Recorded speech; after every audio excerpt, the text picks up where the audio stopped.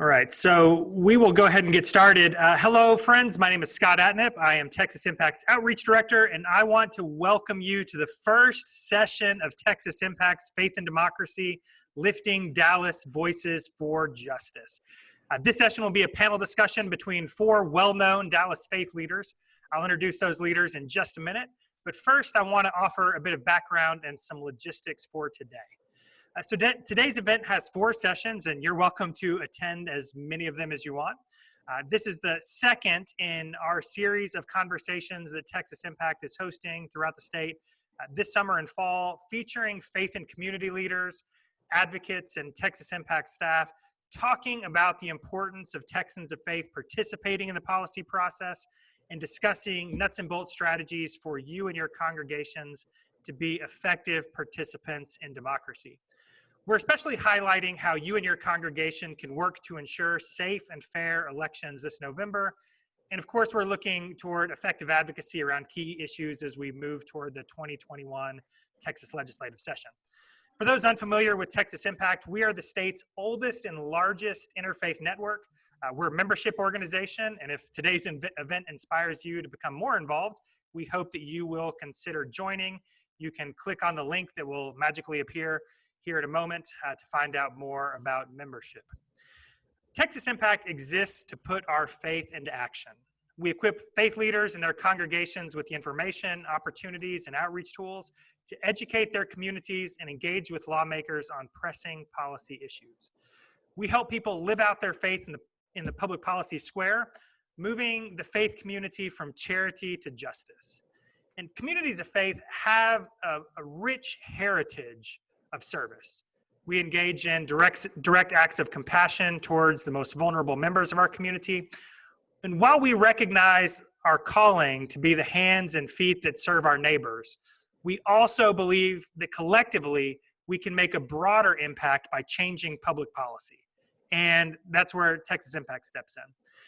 This fall, we're prioritizing our Texas Faith Votes campaign, which you can find on our website at texasimpact.org. or momentarily find in the chat.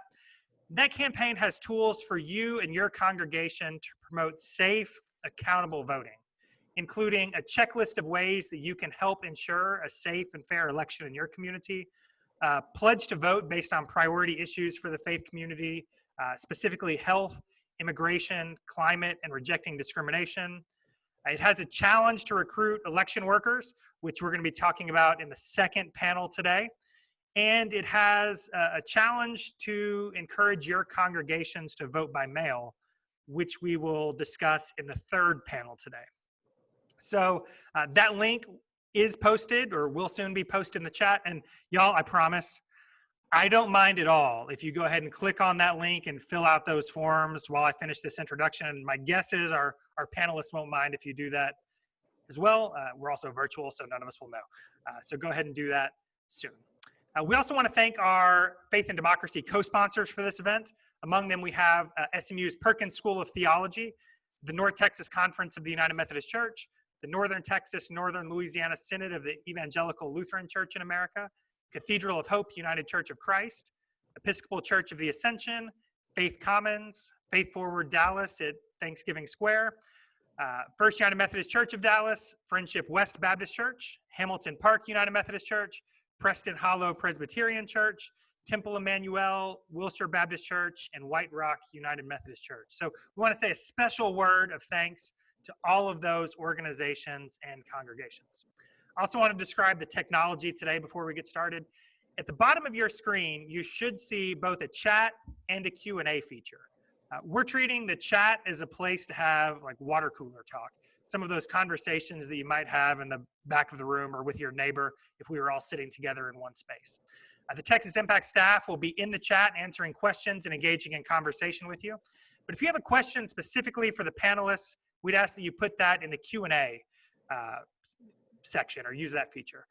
The second and third and fourth panels, we should have time to get to more of your questions. We'll see how many we can get to in this session, but y'all, I'm just gonna be honest. I've done a lot of these sessions with faith leaders, and I told them this before we jumped in. They sometimes don't leave as much time, so we'll see how many we can get to.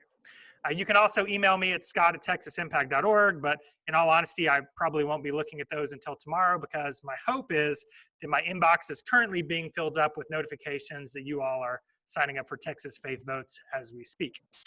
So I mentioned the Texas Impact staff are in the chat. With us in the chat today, we have B. Moorhead, our executive director, Josh Houston, our advocacy director, Joe Zapp, our communications coordinator, Emma Davis, our membership and operations director, Sid Earnhardt, a pastoral fellow, Crystal Leedy, another pastoral fellow, and Sarah Cruz, a policy analyst.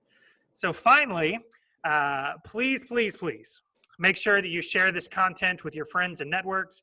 We're Facebook Live for this session, so you can share that with your networks. But we're going to be using the hashtag Texas Faith Votes, Texas Faith Votes, for this conversation and the upcoming Faith and Democracy event. So if you have a favorite quote, if you have some way that you want to challenge your congregation or friends, use that hashtag. Again, hashtag Texas Faith Votes. Now, with all that, it is my privilege to introduce our 4 wonderful panelists for today. First up, based on how I'm looking at them, we have Bishop Eric Gronberg from the Northern Texas, Northern Louisiana Synod of the Evangelical Lutheran Church of America. We have with us Reverend Dr. Sharon Patterson from Hamilton Park United Methodist Church. We have Dr. Omar Suleiman with the Yaqeen Institute for Islamic Research and Faith Forward Dallas. And we have Rabbi Nancy Kasten with Faith Commons. Hey, thank you all so much for joining us today. Really looking forward to the conversation. All right. Thank you for having us. Thank you, Scott. Pleasure to be here. Appreciate it. All right. So I'm going to start out. I'm going to give you all 4 a chance to answer this question. I'm going to start with Bishop Gronberg on this first round of questions. So it's easy for us to say that all of our traditions demand that we engage in the public square, right? We hear congregations and faith leaders talking about that often. But increasingly in America, the challenges aren't so much political as existential. People don't believe that their engagement and advocacy will make a difference, while at the same time they worry that speaking out will alienate them from people they love or from folks who might not see things eye to eye with them. So what encouragement do our theological traditions offer for folks who are feeling hopeless or anxious about engaging in civic engagement? Bishop Gronberg, we'll start with you.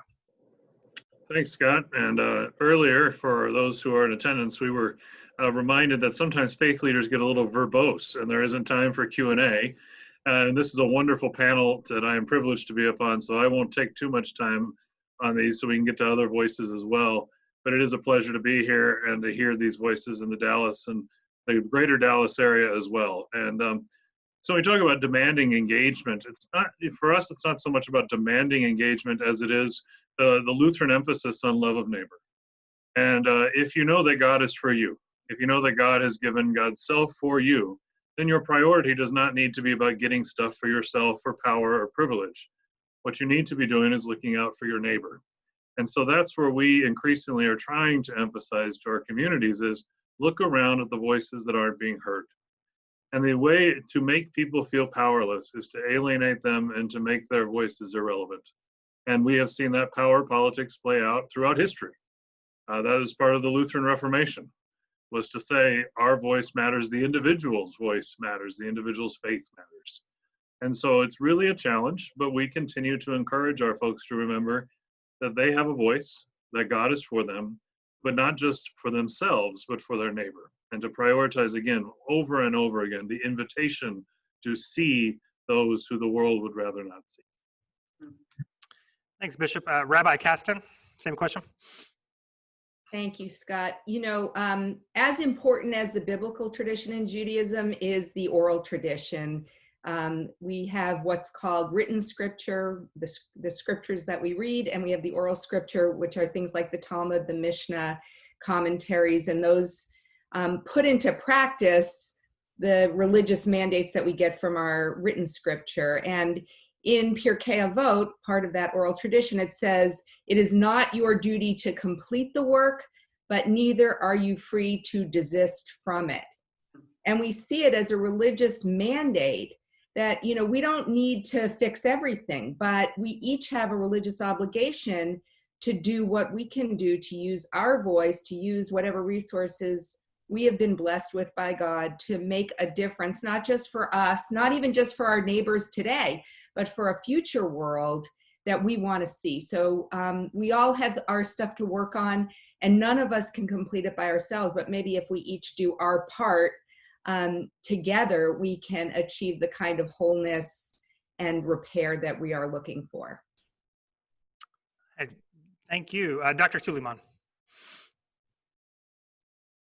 So that's a really broad question, and there are some unique things to it that I would start off by saying that everything that the bishop and the rabbi said about the importance of loving your neighbor, and you start from a place of not what you demand of society, but what society demands of you, and the fact that you cannot be a faithful Muslim without being a faithful contributor to society and loving your neighbor. And the traditions are numerous. One of my favorite traditions is a tradition from the Prophet Muhammad, peace be upon him, where he said, "Find me amongst the vulnerable, for you are not aided or supported by God except for how you treat your most vulnerable." And so a Muslim is to look at society and to think, who are the vulnerable ones in the society, and how can I champion their cause, even if there is no benefit to me for championing their cause, except for seeking the pleasure of the Creator and for doing right by that person. And so there's a heavy emphasis on uplifting the marginalized and the vulnerable and the oppressed within our tradition.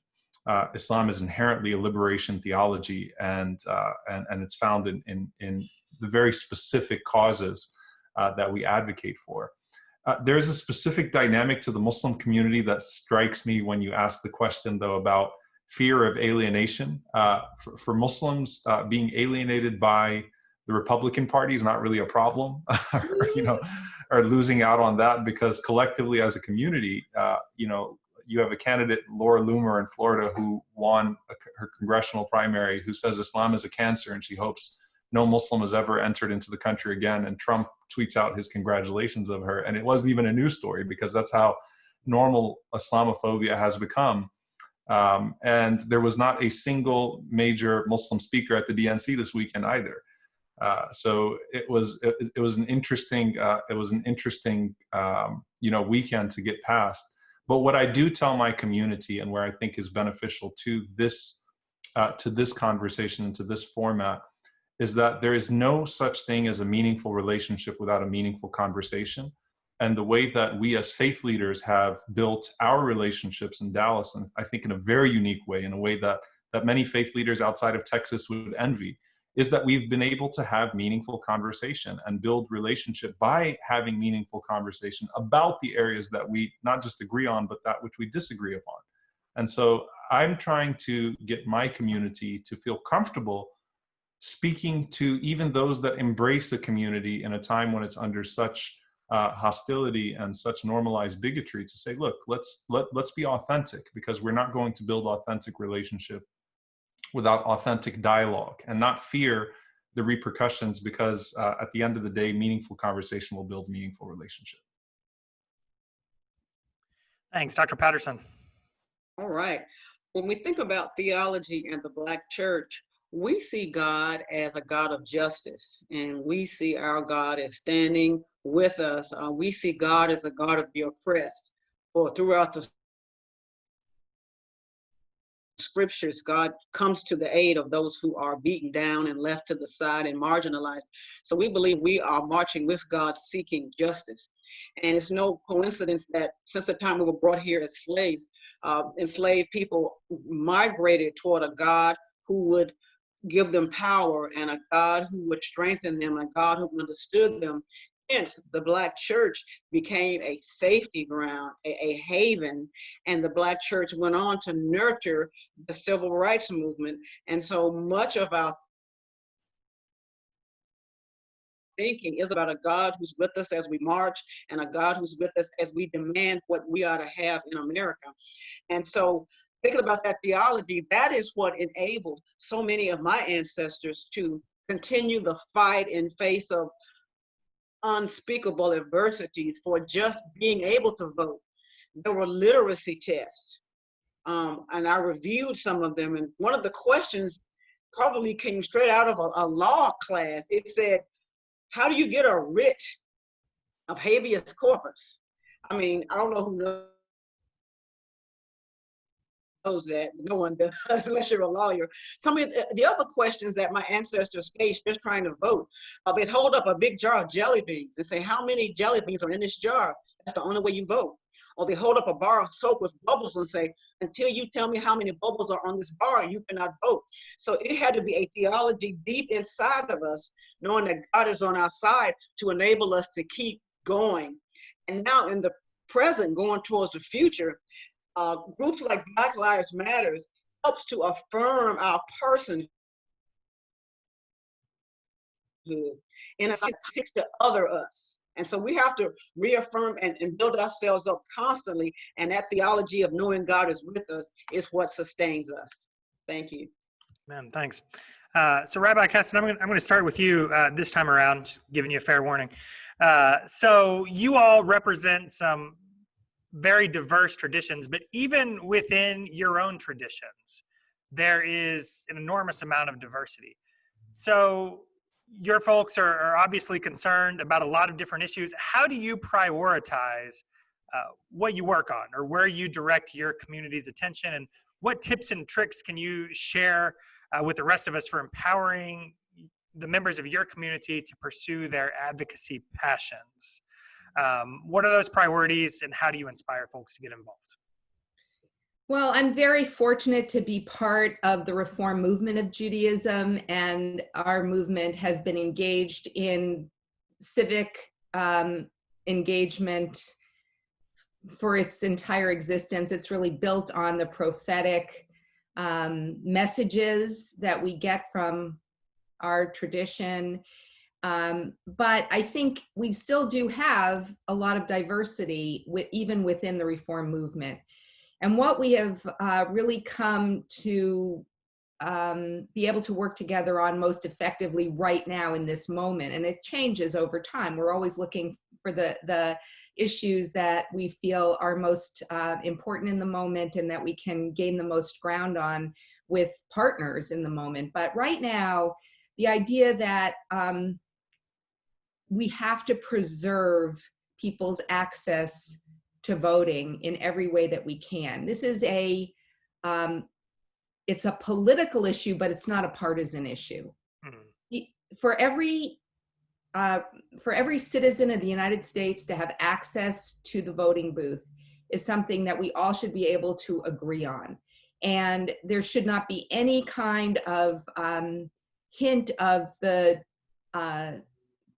obstacles that Sharon mentioned or any other obstacles to making it to the voting booth. So we're really focused on making sure people are registered, making sure that they know that they're registered, making sure that they know what they need to do in order to be able to cast a vote in November, making sure that there are enough poll workers so that the polling places can stay open, making sure that everyone who is eligible to receive a mail-in ballot receives that mail-in ballot. Again, we don't have to say that this isn't something that's negotiable, and it's not something that's partisan. This is whether you're a Democrat or Republican.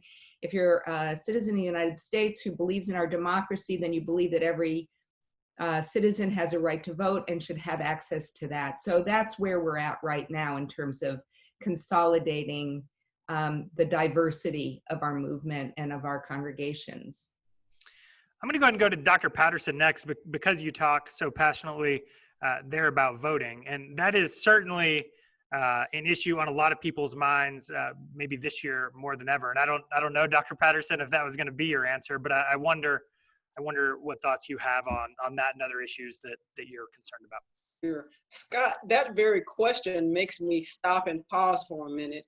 African American people, in my opinion, don't have the luxury of sitting back and saying, let me check off which topics relate or has any intersection with us. Our very lives are in danger. Our safety is imperiled at all times. So our number one issue is racism in America. whether it's from police brutality, whether it's from mobs that killed Ahmaud Arbery down in Georgia, whether it's from Karens who will call the police on us for being in the park looking at birds or sitting in a Starbucks. Black skin is criminalized across this country. And so those are the issues that stand before us because they won't go away. We wish we had the luxury of sitting back and choosing what's important. But these issues chase us down and threaten our lives. And one that Rabbi Nancy said that I want to agree on, well, two actually, was about healthcare. My church, Hamilton Park United Methodist, is doing free COVID testing because COVID is impacting Black and brown bodies at a higher rate. And there is a higher rate of suspicion among Black and brown bodies of medical science. So having testing at the church was kind of like a bridge to help our people get over. So we need to make sure everybody has access to healthcare, and healthcare is not such a racist matter. And the final point that Rabbi Nancy made, and I want to pick up again, voter suppression. This is blatantly impacting communities of color. When you remove Sunday voting, we successfully had souls to the polls. When you remove voting places in communities of color, that's shutting us out. So there is a blatant assault on the Black and brown vote, in my opinion. Thank you. It's interesting the way you chose to answer that. And I see my friends, Reverend Heather Mustang from Wilshire Baptist, and I know Reverend Danielle Ayers is helping lead our next session. They both spoke on a Weekly Witness podcast that we did recently where we were trying to pair up clergy from the same faith tradition with different racial backgrounds. And over the course of a couple episodes, I asked every one of them what issue we thought we should start with to address racial injustice, right? And the answers were all over the map, right? We had voting, we had police brutality, we had public education, we had housing, we had healthcare. Like, there's not an issue, right? Like, we have to be focused on all of them. So I appreciate the way you answered that one. I'll go ahead and pitch over to Bishop Gromberg. Theological diversity, certainly within the Lutheran Church and within Christianity. How do you handle that, and what issues rise to the forefront for you? Sure. Well, and thank you for that, and thanks to panelists for their very passionate and thoughtful remarks. It's just wonderful to hear your perspectives, and I'm grateful for those who are on here listening, because that's part of it for us right away. Lutherans in North Texas are a largely Anglo group of people. We have congregations that are not that, but the majority are. And Lutherans in general across the United States are a heavily white denomination. And so outside of those who have long memories to when German Americans were held under suspicion because of ties to Germany in the World War I and World War II era, our churches and our people have not particularly experienced direct discrimination in the way that other panelists can speak about. And that's something that is a challenge for us in talking about issues of justice, about talking about the issues that our recent immigrant communities face, about talking about issues that religious minorities may face, because we can tend to blend in. And so that creates a challenge, and that creates an educational opportunity for us to go to our theology. Again, going back to this theology of the cross that Sharon lifted up so powerfully. For Lutherans, that's core to who we are theologically, as we have a cruciform God, and therefore we should have cruciform lives that live for the other, just as God lived for us. The challenge of that is are we willing then to learn about the needs of our communities, particularly those on the margins? And that's where we continue as a church to try to lift up the issues of those on the margins, access to healthcare, issues around immigration, advocating for something seemingly as innocuous as a farm bill, because it includes SNAP, it includes feeding programs. Those kinds of things we are continually needing to educate our folks and teach our folks to listen to their communities that are within the Lutheran tradition that represent diverse voices, and particularly those who are saying, our lives have not mattered. Our lives have not mattered as much as others. And that can be very challenging for our clergy, because they can get themselves in trouble with their communities. When they say things like Black Lives Matter, people get nervous and anxious in communities. But that's part of our job, is to teach why that statement is important. and why we need to be people who advocate for our neighbors who come from different religious traditions, who are being actively discriminated against. But it is challenging, and it is difficult work for our clergy and for our lay people to try to say this is not a partisan issue, this is a justice issue. Right, Dr. Suleiman. So first, I want to start by acknowledging, as a native New Orleanian, 15 years ago was Hurricane Katrina, which many of us believe should have been the birth of the Black Lives Matter movement. There was a moment that we really missed out on because many of the issues of injustice, state injustices that intersect, really showed themselves in the ugliest way in the wake of Hurricane Katrina. And with the Muslim community, we are the most diverse, racially diverse faith community in America, right? So obviously we have a ton of issues that we don't necessarily agree on. Priorities are going to be different. The largest community of Muslims is African American. Then you have 50% of the community being first or second generation immigrants, right? So you've got a large group to deal with. However, what I will offer to this conversation is that when it comes to state violence, according to the Institute for Social Policy and Understanding, Muslims are the most likely faith community in America to support Black Lives Matter, not necessarily the platform, but as an idea. And so you're not going to find Muslims across the board. You're going to find very few Muslims that are not outraged by police brutality and systemic injustices, right? That's an issue that's at the forefront of the community's agenda. But here's one issue that sort of unites, I think, the immigrant population of the Muslim community and the African American population of the Muslim community, is that much of what plagues America's policing problem domestically also plagues America's military problem internationally. And the fact that, and I actually, if you go to my Twitter account, you'll see it pinned to the top of my account, an article that I wrote for The Intercept on this. The fact that most Americans cannot name a single victim of the Iraq war, not one, right? Not even a hashtag. Right. The fact that most Americans can't name a single victim of the Afghanistan invasion, right? So a lot of the erasure and the brutality, unchecked state violence that exists domestically exists internationally, and Muslims have been on the receiving end of much of that detrimental foreign policy. And so the issue of state violence really unites the community as a whole. And I hate to be that guy, like to keep taking shots at the DNC, but the fact that the Uyghurs were not mentioned, 3 million Muslims are in concentration camps right now. 3 million Muslims are being held in concentration camps for being Muslim in China. And the fact that it was not uplifted, it's not being uplifted as an issue, is a problem, right? And so that's just one example, right? So the idea of state violence and the erasure of people through global white supremacy, which I'll just remind everyone, Dr. Martin Luther King Jr., the Reverend Dr. Martin Luther King Jr. picked up on the Vietnam War, and it made him wildly unpopular because he started to speak of the world through the eyes of the Vietnamese child. And that's the point. We need to start speaking about the world through the eyes of the people that are affected by our policies, not just when it's politically convenient to do so. Thank you.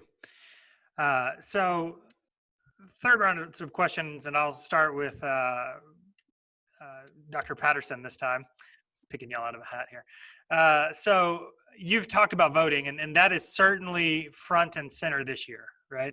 And faith communities are engaging in the election in many ways. Some people see voting as a form of advocacy, voting for candidates who will take action on specific issues, while others see it as the exercise of a civil right. Of course, both of these perspectives have merit, and there are many other perspectives as well. But what perspectives does your faith tradition bring to the idea of voting or participating in democratically held elections? And what do you hope members of your community will keep in mind during the election season? I want to quote the late, great John Lewis, for he said that voting was a sacred right. And for him to put the word sacred in it, it gives it so much power and almost a holiness. And I guess that comes from someone who had to work so hard to get it. And so a portion of my push to my people is remembering stony the road we've come, bitter the chastening rod, that John Lewis is being cracked over the head to get the vote. But my research has shown me that for young people, to get them to vote, the past is not what's going to motivate them, but their future. And so I'm hoping to get young people to the polls so that they can clearly and loudly say, no more. We cannot take 4 more years of this. Speaking of young people, I am extremely concerned about a rapper who has placed himself in the running for the president. He is diluting the vote. He is taking away the spotlight from where it should be. And I'm very concerned that he really is an operative of our president to ensure that large numbers of African-American young people don't vote in a way that changes the occupants of the White House. So I have a 2-pronged approach with my people. For the people who are older, it's John Lewis. And for the people who are younger, it's please don't be misled by this rapper. And then also, I read in today's paper, Dallas Morning News, there are 3 countries who are going to be putting disinformation in our social media.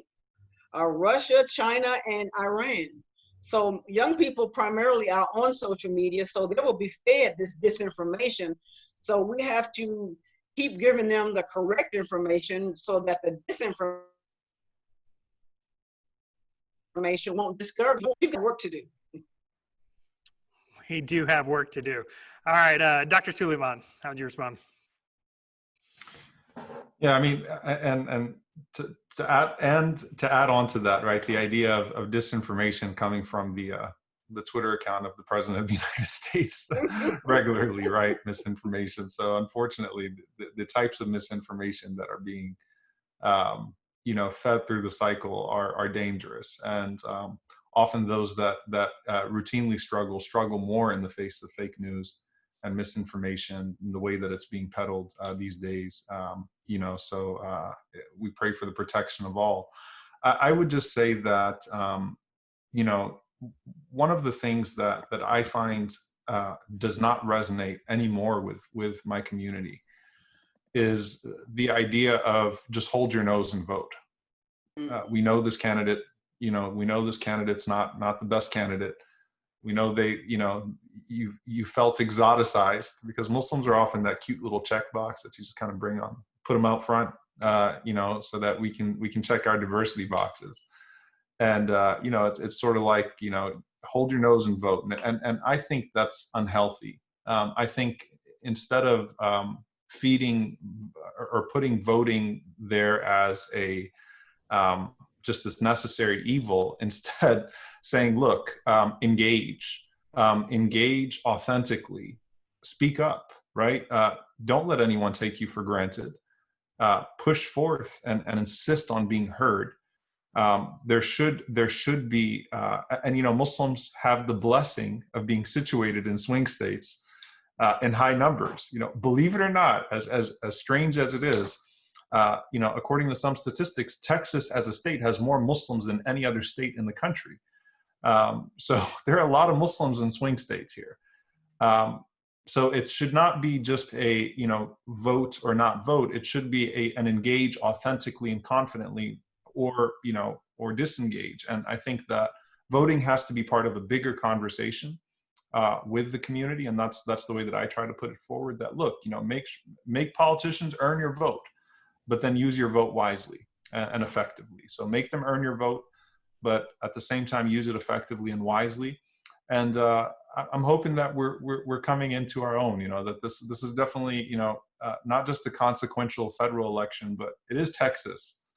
And we've got people running for Congress here that have done some pretty atrocious things, not just to the Muslim community, but to many marginalized communities. And, the way that I give it to them from a faith perspective is that, the Prophet Muhammad, peace be upon him, said that whoever says the people are hopeless is the most hopeless of them all. And he said that if the day of judgment comes and you have in your hand a plant, and you're able to plant that plant before the day of judgment comes, then do so. And so what that means is you do your best. And so put forth your best effort and trust in God after putting forth your best effort. Thanks. Two things I'll add. You mentioned it's not just the presidential election. Also, and you mentioned Congress. It's also local races on up, right? Like there are some really important city council races in whatever community you're living in. We've got a lot of Dallas folks here, but city council races, state house, state senate, all of those races are important, and we need to be paying attention up and down the ballot, not just to the presidential race. I'll also notice, because I took a second to look at the chat in between, and many of you are sending chats to all the panelists, which is nice because that means the 5 of us can see it. There's also an option where you can send it to all of the panelists and participants if you want to share your chat with everybody. Sorry to interrupt. Dr. Kasten, would you like to talk some about voting and your team? I was thinking it would be great. I'm so in awe of Reverend Patterson and Imam Suleiman for getting their doctorates. I was thinking maybe I could be a doctor rabbi, but I don't think I have that mental. Yes, you do. Yes, you do. I think I've passed that stage in my life. But in any case, they're both going to be lobbying you offline now. but I have to say, we have within Jewish tradition this religious obligation to obey the civil law of the country in which we live. It's called Dina de Malchuta Dina, that the law of the land that we live in actually supersedes our own religious law. But that does not make it, we don't just follow whatever law is there, right? We, in the United States of America, what is unique and what is so precious is that we have a voice in shaping that law. So we also have this other idea of, everybody always talks about tikkun olam, right? Everybody hears, that's become a phrase that lots of non-Jews use to indicate repair of the world, but the actual phrase is mipnei tikkun olam, that we should amend laws in order to help our society function better. And how are we going to make our society function better? Voting doesn't make our society function better. What makes our society function better right now, for example, in Dallas, where there's a whole debate going on about how our taxes are going to be used in the coming budget, we need to be calling our city council representatives and telling them what makes our society function better, right? Where we want those tax dollars to go. So, young people I think it's a sort of a reflection of entitlement in a certain way. Well, if I vote for you, then I just expect it all to happen. That's all I have to do is, go into the voting booth and it's all going to happen magically, all going to get fixed. Well, that's not the way it works. That's not the way it ever worked. And, we have to roll up our sleeves, and our faith tradition, Judaism, really reminds us of that over and over again in so many different ways. Thank you. Bishop Gromberg. Well, thanks for the opportunity again to be here and to listen and to learn from one another, because that's the number one thing that I continually encourage our congregations and leaders to be about, is to listen and learn from each other. And as Lutherans in North Texas, we have congregations in every part of Dallas County and every part of the Metroplex, representing different diverse communities. Like I said, we are a largely Anglo denomination, but we have these communities and we have these folks in different areas. And one of the things I keep trying to encourage people to say is, if someone says something is a problem for them, related especially to voting, and it isn't for you, it's your responsibility to figure out why. Why is that a problem for them? Because to say, well, it's not a problem for me and therefore it's not a problem, is the epitome of privilege. And that's problematic, because we can't have a congregation member in North Dallas saying, well, that's not a problem for me, when someone in South Dallas says it is. Because we're in the same city. We're in the same community. And whether we're in the city of Dallas or whether we're outside of that, I actually live in Fort Worth, true confessions, but I serve the congregations of Dallas, and I've grown to love the Dallas community, especially the faith community. So learning from one another and learning why the history of voter suppression, the history of voting rights, and why this is so critical for some communities. To say that I'm not going to vote is not a faithful response. Knowing our history too. Nancy, Dr. Kasten, you lifted up that history of the Jewish tradition of obeying the laws in the land you live. Now, anytime I'm on a panel with a person from the Jewish faith, I have to acknowledge Luther said some pretty awful things about Jews. But one of the things he did encourage was for government to be good to the people. And that was one of his statements. And when Luther talked about the Lord's Prayer, and he talked about daily bread, and he said, what is that? He said, daily bread is everything that we need for life. And that includes home and family, daily work, and good government. And the way that we can have good government in this nation is a government that is voted for by the people who are in the communities. And local elections are critical, as are our national elections, but remembering to teach the history and to know that we have a voice, and then to listen to the voices of others. Dr. Suleiman, your quote from the prophet about planting. There's one about Luther that says, if I knew the world was going to end tomorrow, I'd plant a tree.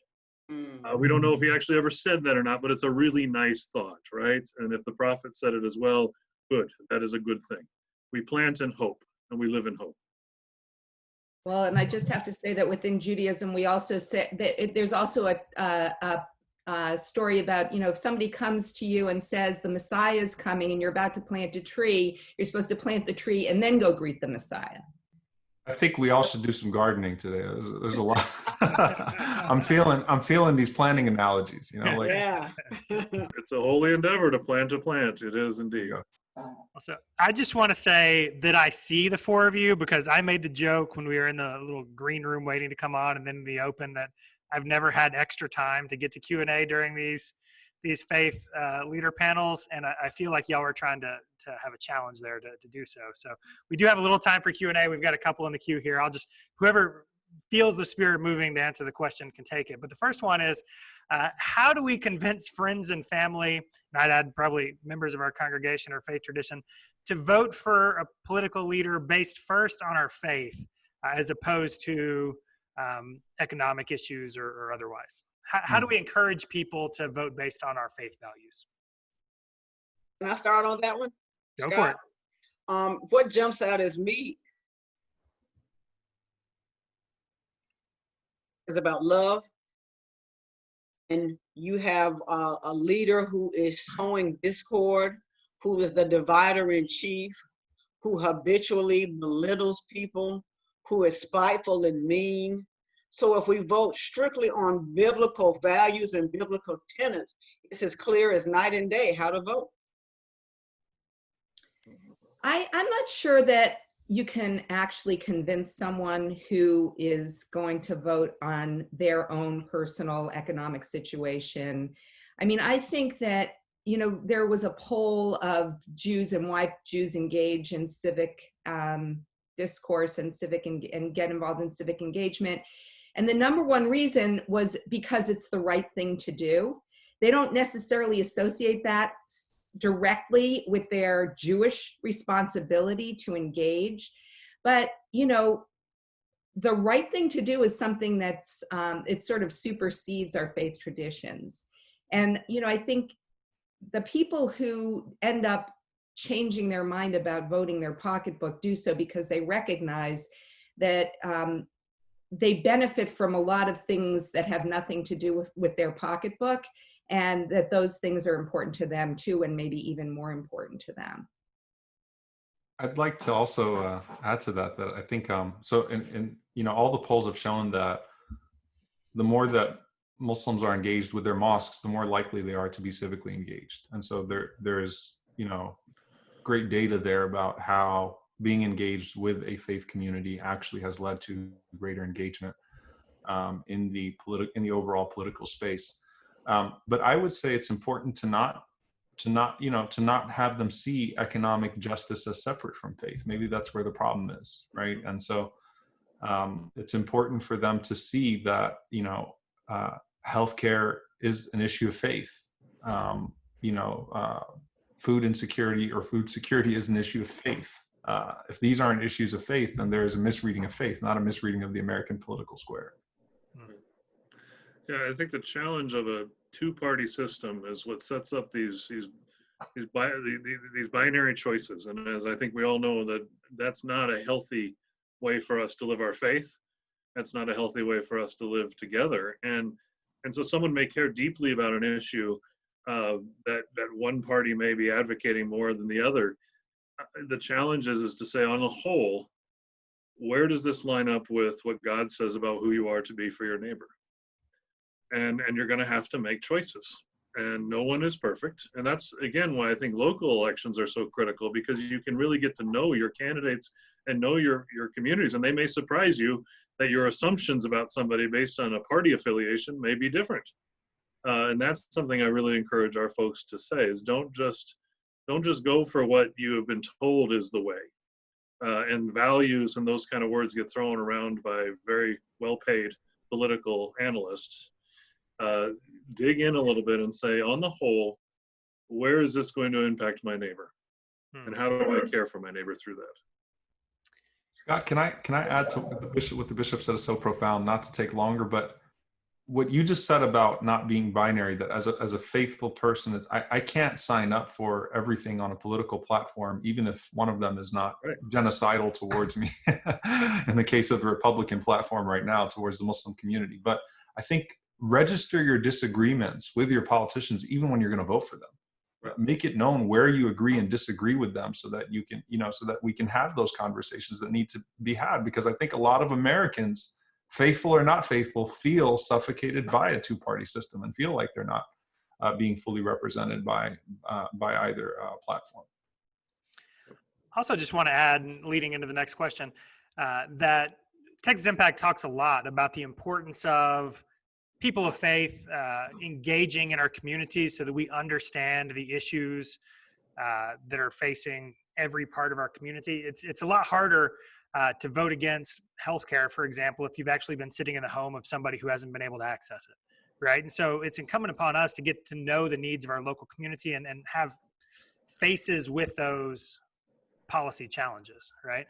And so one of the questions talks about the fact that a lot of our community doesn't understand other parts of our community, and specifically, a lot of white folks do not understand Black history in this country. So how do your congregations go about recovering that history, especially in the Muslim community? And I'd add probably for Dr. Patterson as well, like, how do we go about recovering that history and making it more well known?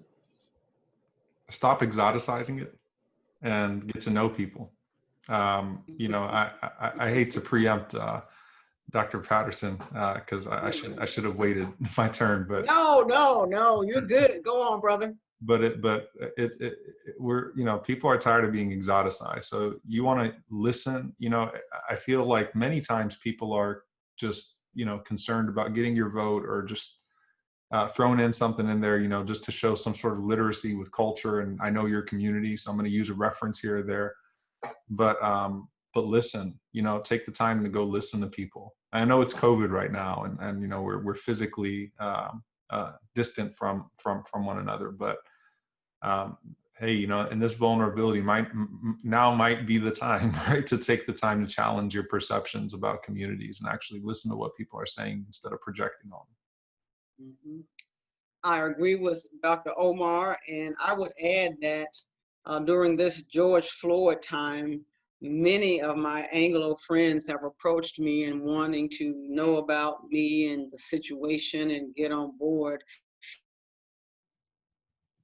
And what I ask someone to do is to read Robin DiAngelo's book, White Fragility, because one of the pieces she makes is that Anglos should begin to lead integrated lives. And that it's on them to read Black books and to join Black organizations and to make themselves humble. She calls for racial humility. And racial humility will cause somebody white to say, wow, I have existed 60 years of my life and I still don't know what natural hair is and what that really means in the Black community. And Bishop, I want to say to you, you shared very valiantly and transparently that the phrase Black Lives Matter makes some of your members uncomfortable and afraid. Now would be a good time to unpack that, because from my perspective, being pro-Black is not being anti-white. And I think that might be the crux of it. Me being proud of who I am and not having straight assimilated hair may make somebody white nervous because I haven't chosen to be a carbon copy of them. So Bishop, this might be a good time for you to do some teaching and peel back some of those layers and help your people understand what's going on, and it's all about loving ourselves, and y'all love yourself, and we all have love together. Speaking of love, my t-shirt says vote 2020, make America love again. So y'all, love is what's missing, and love is what we must recover as a nation. Thank you. You know, and for the Jewish community, what we are seeing more and more Jews of color that we have ignored in our congregations. Many of them are Jews by choice, not all of them, but you know, their stories are important stories for us to listen to in our congregations, and we don't see, you know, our Jewish congregations segregated in the same way just because there aren't as many Jews of color. But, you know, we have stories to learn from within our congregations. And, you know, something that Sharon and I have talked about before and been part of other conversations about is that, you know, we as white people, and especially as leaders of groups of white people who say that they want to learn about this, we have to do our homework before we ask our friends of color to come and try to explain it to us, right? Like, we need to actually know some history. We can't just start in preschool with people who we want to really engage with and to really understand. So there's a lot we can do before we get to the point of inviting someone in to help us understand, to prepare ourselves for that conversation, so that we are coming in more knowledgeably, more empathetically, and ready to engage on a very different level. Man. Well, Dr. Patterson, thank you for that challenge and reminder, and I appreciate that, because it is something that we are cognizant of, but it is very hard work, and it's our work. And I've communicated in my folks, it is the work of white people to engage these stories and to listen and to learn. And the challenge again of the politicization, the binary thinking, that what you just said about, if we say that Black Lives Matter, that doesn't mean that my life matters. Exactly. Well, but yeah. Because I recognize the value of my sisters and brothers of color, because I've had different experiences of that, I can say, yes, I hear your story and I understand why it's important to say that. Yes. And that's what I hope our congregations can develop, is the ability to learn from one another, to learn from their siblings of color who are Lutheran. We too, like Dr. Kasten, have a challenge of our history of marginalizing our African American, African descent communities, of not necessarily noticing the Latinx communities or the immigrant Lutheran communities. Lutheranism as a whole is, the majority of Lutheranism is now in the Southern Hemisphere. Lutheranism is growing fastest in places like Africa, because the word of the gospel has meant something to the people there.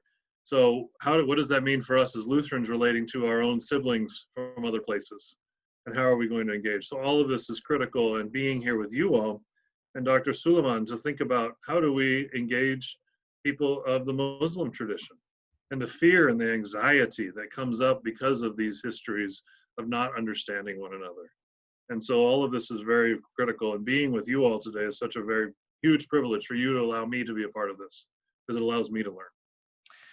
Well, I certainly thank all of you for the conversation. And I'll just say to all of those who are watching, when I get on Twitter tonight and go check out hashtag Texas Faith Votes, I expect to see Make America Love Again.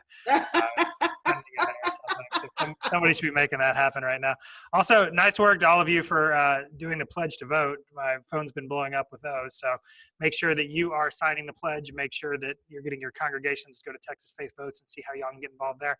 I'm going to give y'all a chance. 30 seconds each ish. I'm not going to put a clock on you, but any challenge y'all would have for listeners today? What do you hope folks do when they leave? I would hope they would stay in the conversation and find ways to keep others in the conversation. It's very easy to say, that person's unenlightened, I don't want to talk to them anymore. And if you're unsafe, don't. But you got to try to keep people in the conversation. Any other thoughts? God, here's what I would say. I was on a national panel of Get Out the Vote this past week, and one of the panelists has a program that's not in Texas called Callers and Lawyers. and they are teaming up and going into polling areas of low-income people, because that might be the place that there is more voter suppression. So I would say to our listeners today, after you vote, go to a low-income area and watch to make sure the people there are not being mistreated, because those who are economically marginalized are often ones who they try to suppress and intimidate more often than not. And that's a perfect segue. I'll give the other two a chance to respond in a second, but we did launch a new checklist for people to engage in safe voting this election season. And one of the boxes on the checklist is to ask whether or not your attorney are an attorney who's willing to help. So if y'all have attorneys who are interested in getting involved in this work, direct them to that Texas Faith Votes page, and we can connect them with people who are looking to get involved there. B just posted that link. All right, Rabbi Kasten, Dr. Suleiman, anything to close us out? Any challenges before we go? Well, I think, I know it's a long shot, but we have to lobby our Attorney General to make vote by mail accessible to more people, because there is no way we're under the current coronavirus situation that we're going to be able to open enough polling places and have enough poll workers to make it safe for people to vote. And if we don't allow people to vote by mail, we're going to have an even smaller percentage of Texans voting than we usually do, which is small to begin with. And the voter repression is just going to be exacerbated a million times over. So there are so many impediments to voting right now. Somebody mentioned earlier the impact of foreign governments in our voting. We've got the whole issue with our postal service, a million different things. But what I would say is every single one of us can put together a petition to send to Ken Paxton and say, I'm a person of faith. I value my own life and the life of others, my own health and the health of others. It's unsafe to go to polling places and there aren't enough open. We need to be able to vote by mail. Excellent. And the third panel today at 4:15 will focus on vote by mail. So if you want to get involved there, we hope you'll check out that panel at 4:15. Dr. Suleiman, want to close this out? Yeah, I would just say stay engaged beyond the moment. So much of what causes our movements to collapse is that we don't know how to stay engaged past the protests because we're so tired. And we still have a lot of work to do. And so, a few weeks of being centered or an issue being centered is not sufficient to actually deal sufficiently with the root causes of what caused that issue in the first place. So we still have children being horribly mistreated at the border, and we still have young unarmed Black men and women being killed in the streets. We still have a lot of work to do. And so I would just challenge all of us to always stay engaged with issues beyond the moment. Don't let the news cycle dictate our energies. Let our conscience and our faith, our conscience dictate our energies towards good. Well, I want to say thank you again to all four of you. This has been an incredible conversation, and you have certainly challenged me. And I know you, just based on looking at the chat, you have certainly provided a challenge to Texans of faith to really get involved during this important season in the life of our state and the life of our country. We hope that you will all stay engaged. We have 3 more panel discussions today, one starting at 3:15, where our friends from Friendship West Baptist Church will be leading a conversation on how you can serve as an election worker and can encourage your congregations to do the same. At 4:15, we'll have a panel discussion talking about vote by mail and how you can promote vote by mail in your congregations and community. And finally, we'll close out at 5:15 with the Texas Impact team doing a legislative preview for the 2021 legislative session. So we hope that you have those links. We'll take a 15-minute break before our next session starts. But I just want to say thank you all again for tuning in. A special thank you to the panelists. And finally, before we close out, I'll remind you that Texas Impact has our Texas Faith Votes campaign with many different tools for you and your congregation to get involved this election season to make sure that we have safe, accountable voting for everybody. And again, if you appreciate the content of Texas Impact, we hope that you'll consider becoming a member by going to texasimpact.org/join. Finally, this content will be available on YouTube. It's currently streaming on Facebook Live, and we'll put it in the Weekly Witness feed, our podcast feed, later this week. So if there are friends you think can benefit from this conversation, please make sure to share it with them so we can all work together to create a more just Texas. Thank you all for tuning in, and we'll see you back here in about 15 minutes with our next panel, or not back here, but on our other line. So thank you all again. It's been fun. Impact. Thank you. Thank you all. Thank you. See ya. Bye.